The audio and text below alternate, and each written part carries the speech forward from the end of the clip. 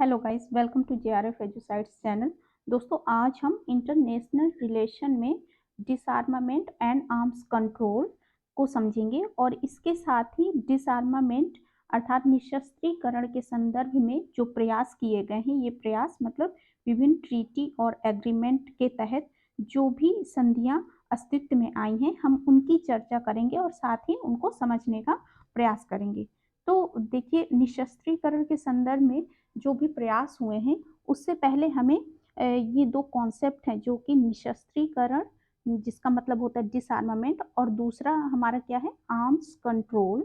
ठीक है, arms control जिसको हम बोलते हैं शस्त्र नियंत्रण, इनको थोड़ा समझना जरूरी है। तो निशस्त्रीकरण एक प्रकार से क्या है कि विश्व में जितने भी प्रकार के हथियार हैं, न्यूक्लियर वेपन्स हैं, इनको एक प्रकार से पूरी तरह से समाप्त करना। वहीं हम आर्म्स कंट्रोल या शस्त्र नियंत्रण की बात करते हैं, तो यह एक ऐसी विचारधारा है, यह ऐसी सोच है जिसके आधार पर विश्व में जिन देशों के पास हथियार हैं, तो उनको क्या करना है, एक प्रकार से हमें सीमित करना है, उनको कंट्रोल करना है। ठीक है, वहीं इसके विपरीत जब हम निशस्त्रीकरण की बात कर देते हैं, तो ये एक प्रकार से जो भी हथियार जिन देशों के पास मौजूद हैं, उनको भी एक तरह से पूरी तरह से समाप्त करना है। ओके, तो आप इसको डिस्क्रिप्शन में और इस तरीके से भी लिख सकते हैं, कह सकते हैं कि जैसे जो निशस्त्रीकरण है, एक प्रकार से यह एक आदर्शवादी विचार लगता है, और वहीं जो कि शस्त्र नियंत्रण है, आर्म्स कंट्रोल,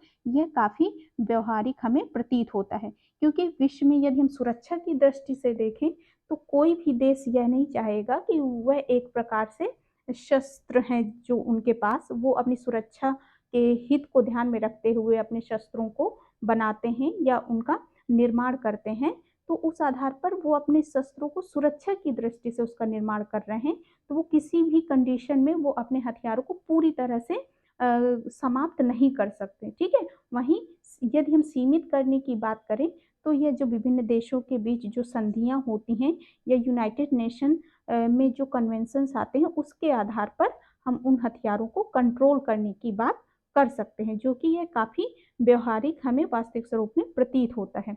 तो आइए चलिए देखते हैं कि निशस्त्रीकरण के संदर्भ में कौन कौन से प्रयास किए गए हैं, उनको हम देखेंगे।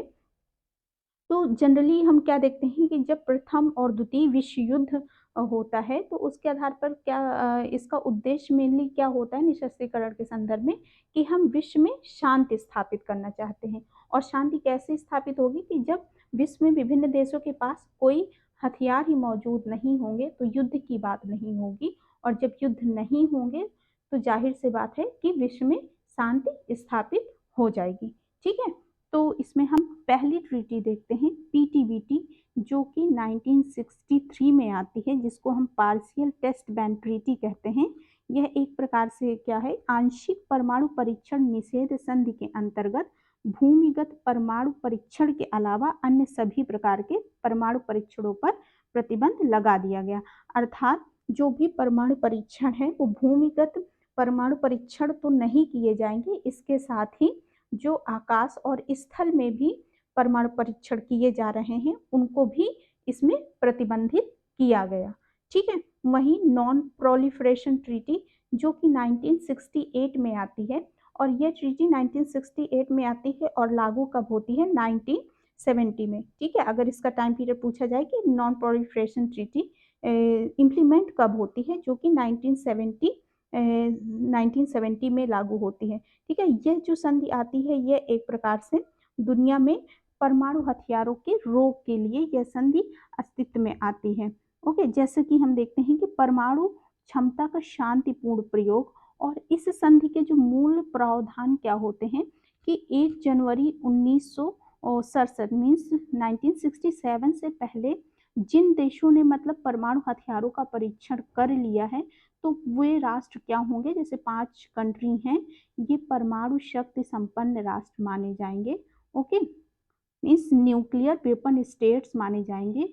तो इन राष्ट्रों के पास परमाणु हथियार होंगे, लेकिन इसके बाद ये राष्ट्र किसी अन्य देश को ये अपनी जो तकनीक है उसको ट्रांसफर नहीं करेंगे। ठीक है, तो इसके मेन मतलब क्या है, कॉन्सिक्वेंसेस क्या आ जाते हैं, कि ये काफ़ी एक कॉन्फ्लिक्टिंग थॉट आ जाता है कि एक प्रकार से कह सकते हैं विरोधाभासी या भेदभावपूर्ण यह ट्रीटी मानी जाती है और इसी को ध्यान में रखते हुए भारत ने इस ट्रीटी पर हस्ताक्षर नहीं किया है। तो 1967 से पहले जिन 5 स्टेट्स ने मतलब न्यूक्लियर परीक्षण कर लिया था, उनमें से ये 5 कौन से राष्ट्र हैं?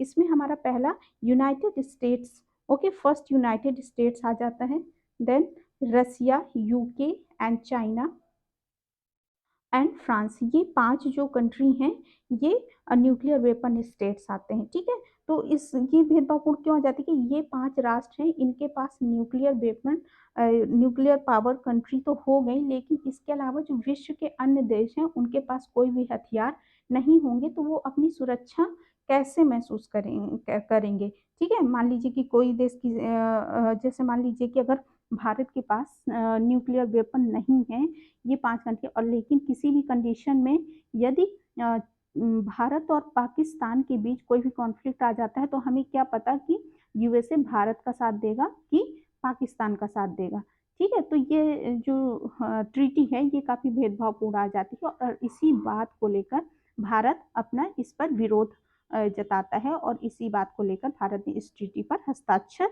नहीं किया, ठीक है। वहीं नेक्स्ट ट्रीटी आ जाती है स्ट्रेटेजिक आर्म्स लिमिटेशन ट्रीटी, जिसको हम साल्ट फर्स्ट बोलते हैं।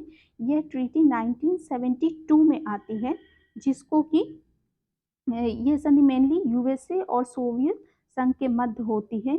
एक प्रकार से यह जो संधि है वह सामरिक हथियारों को सीमित करने का समझौता होता है। इसमें जितने भी सामरिक प्रकार के हथियार होंगे उनको हम क्या करेंगे, सीमित करेंगे, ये दोनों देश आपस में तय करते हैं। तो हम देखते हैं कि 1960 के डिकेड में अमेरिका के पास लगभग 30,000 परमाणु हथियार और वहीं 1980 के दशक में सोवियत संघ के पास 40,000 परमाणु हथियार होते हैं। और इस संधि के तहत यह निर्धारित किया गया कि ये दोनों महाशक्तियां अपने इन हथियारों को सीमित करेंगे, ठीक है। वहीं salt second means strategic arms limitation treaty second, जो कि 1979 में आती है। तो साल्ट फर्स्ट कब आती है, 1972 में।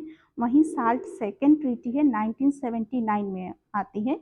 और जो कि साल्ट सेकेंड ट्रीटी होती है यह कभी लागू नहीं होती है। वहीं दूसरी ट्रीटी हम देखते हैं कि रासायनिक और जैविक हथियारों पर नियंत्रण संधि, ठीक है।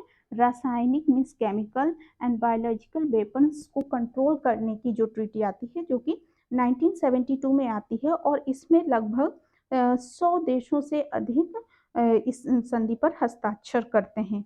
यह 1992 में रासायनिक हथियारों के उत्पादन एवं भंडारण पर प्रतिबंध लगा दिया गया। 1992 में इस संधि में ये प्रावधान किया गया है कि जो रासायनिक हथियारों का उत्पादन है और भंडारण है वह अब एक प्रकार से प्रतिबंधित कर दिया गया है। और इस संधि पर मतलब जो रासायनिक हथियार है इनके इस पर लगभग 175 देशों ने हस्ताक्षर किए हैं। वहीं मिस्र, सीरिया, लीबिया, इराक एवं उत्तर कोरिया ने इस पर हस्ताक्षर नहीं किए हैं। फिर नेक्स्ट ट्रीटी हम देखते हैं प्रक्षेपास्त्र विरोधी संधि, जिसको हम बोलते हैं anti ballistic missile treaty. Anti ballistic missile treaty जो कि 1972 में आती है। यह संधि भी एंटी बैलिस्टिक मिसाइल ट्रीटी जो कि यूएसए एंड रसिया के बीच में होती है और इस ट्रीटी का जो टाइम पीरियड है 1972 में अस्तित्व में आती है और 2002 में इस संधि से यूएसए अपने को अलग कर लेता है, ठीक है। दोनों देशों ने अंतरिक्ष में प्रक्षेपास्त्र तकनीकी तैनात न करने का डिसीजन लेते हैं कि अंतरिक्ष में जो भी प्रक्षेपास्त्र अभी तक तैनात किए जा रहे थे 1972 तक, तो 1972 में ये दोनों देशों के द्वारा निर्धारित किया गया कि जो अंतरिक्ष में प्रक्षेपास्त्र तकनीक है वो हम तैनात नहीं करेंगे। लेकिन 2002 में यूएसए ने इस संधि से स्वयं को अलग कर लिया। Okay, thank you. और नेक्स्ट लेक्चर में इसके बाद जो और भी ट्रीटी हैं प्लस संयुक्त राष्ट्र संघ में जो भी प्रावधान किए गए हैं निशस्त्रीकरण के संदर्भ में जो भी प्रयास किए गए हैं उनको हम देखेंगे। तो अब तक के लिए थैंक यू, मिलते हैं नेक्स्ट लेक्चर में। Okay, bye bye.